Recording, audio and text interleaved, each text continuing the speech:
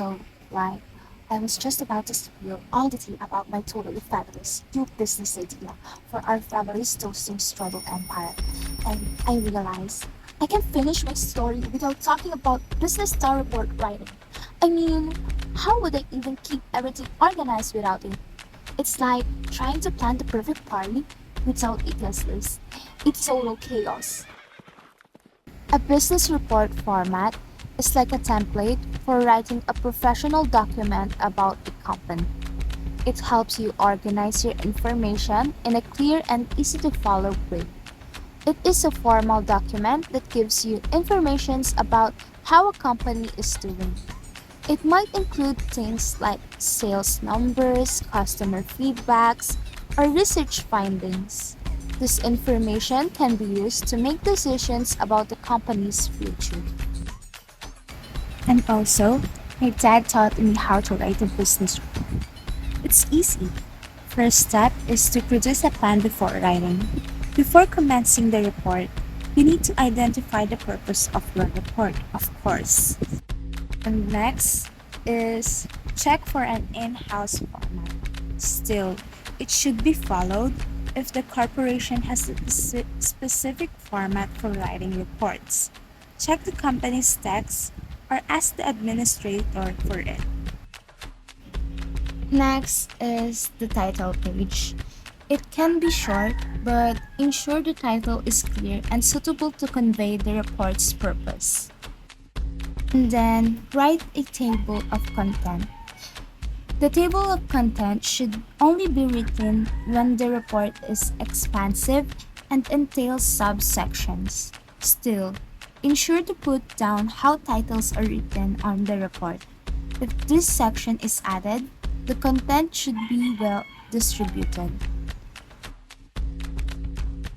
Next step is to add summary or abstract. This section summarizes the real significant information in the report. So when somebody reads this, the area can give an overview of what's included in the report. And then you have to write an intro. This section should contain the primary goal of writing the report and a summary indication of the argument. It outlines what's to be noted in the report, comprising main points, chosen report structure, and the ideal of the report. After that, you need to write the body. This is the point where the report's issue are banded in detail. This member can be divided into subsections similar as methodology, findings, exploration, analysis, and perhaps graphs. Lastly is the conclusion. After that, it's finished. It's easy, right? Writing a business report. Remember that business reports are each about the data. With an ample force of data, the reports will be enough themselves. Business reports are all about the facts. A business report is like a story about a company. It tells you what's happening, how well things are going, and what needs to be improved. The report should be clear and easy to read, with sections that are easy to find. Let's move on to the parts of business report. First is the executive summary. It is a short summary of the whole report, including the most important things you learned. Next is table of contents, a list of all the parts of the report and where you can find them.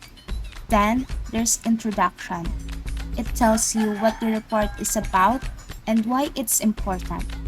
And then the body, the main part of the report, where you can share your information and findings. And then we have conclusion. It summarizes the main points of the reports and suggests what should be done next. Also have reference, a list of all the sources you use for your information. And lastly is the appendix, extra information that can be helpful but isn't necessary to read the main part of the report. But wait, it doesn't stop there. Sometimes you have to take a step back. and reflect on what's happened. That's where critical reflective writing comes in. Reflecting on those moments help me learn to grow, which is like super important if you want to be the best version of yourself. Writing a critical reflection happens in two stages. The first is analyze. To begin with, analyze the issue and your part by asking basic questions.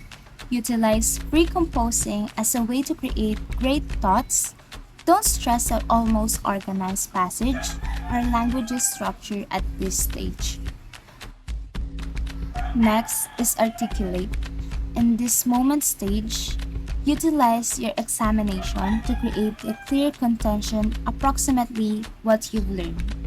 Organize your thoughts so that they are clear for your reader. Here are some three viewpoints you can consider in analyzing. The first one is academic point of view. How did the encounter improve your understanding of a concept, theory, or skills? Did you encounter affirm your understanding or challenge it?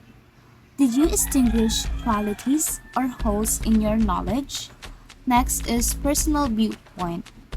Why does the encounter matter? What are the results?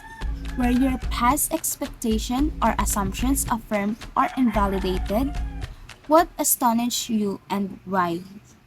And lastly is the system point of view. What were the sources of control and who benefit or who was hurt? What changes would you propose? How did this involvement offers assistance you get in the organization or system? While analyzing, remember to develop a proposal statement, develop a clear contention to offer assistance your pursuer get it what you've learned. Next is make an outline. Once you have a clear proposition, articulation for your exposition, construct a diagram. And lastly, write and revise. Work from your diagram and allow yourself to make time to begin with draft and revisions. Writing about concepts involves exploring, explaining, analyzing, or arguing about abstracts, ideas, or principles. It's a way to delve deeper into the meaning and implication of these concepts, often requiring critical thinking, research, and effective communication. Remember the key strategies for writing about concepts. The first one is to define the concept clearly. Provide the precise and concise definition of the concept. Use examples to illustrate its meaning and consider different perspectives and interpretation. Next is analyze its components. Break down the concept into its constituent parts or elements, and also examine how these parts interact and contribute to the overall meaning. Next is compare and contrast. Relate the concept to the other similar or related concepts.